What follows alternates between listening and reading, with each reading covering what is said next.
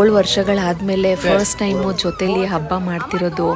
So ಅದಕ್ಕೆ ಅಪ್ಪ ಅಮ್ಮಂಗೂ ಕೂಡ ಬಟ್ಟೆ ತೊಗೊಂಡು ಹೋದೆ. ಮನೆ ಹತ್ರಕ್ಕೆ ಹೋದಾಗ ತುಂಬ ಪಟ ಅಂತ ಎದೆ ಹೊಡ್ಕೋತಿತ್ತು.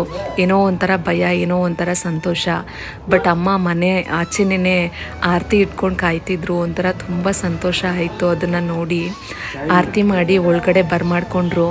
ಅದಾದಮೇಲೆ ನನಗೆ ಅರ್ಶಿನ ಕುಂಕುಮ ಕೊಟ್ಟು ಬಳೆ ತೊಡಿಸಿ ತುಂಬಾ ಫೀಲ್ ಮಾಡ್ಕೋತಾ ಇದ್ರು. ನನ್ನ ಸೀಮಂತನೆಲ್ಲ ಮಿಸ್ ಮಾಡಿಕೊಂಡೆ, ತಪ್ಪು ಮಾಡಿಬಿಟ್ಟೆ ಅಂತ.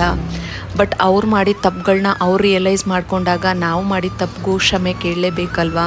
ಅಪ್ಪ ಅಮ್ಮ ಸೀಮಂತಕ್ಕೆ ಬಂದಿದ್ದರೆ ತುಂಬಾ ಚೆನ್ನಾಗಿರ್ತಿತ್ತು, ಅವ್ರ ಆಶೀರ್ವಾದ ಇರಬೇಕಿತ್ತು ಅಂತ ನಾನು ಸುಮಾರು ಸತಿ ಫೀಲ್ ಮಾಡ್ಕೋತಿದ್ದೆ. ಬಟ್ ಇವತ್ತು ಕೈ ತುಂಬ ಬಳೆ ತೊಡಿಸಿ ನನಗೆ ಆಶೀರ್ವಾದ ಮಾಡಿದ್ರಲ್ಲ, ನನಗೆ ತುಂಬಾ ಸಂತೋಷ ಆಯಿತು.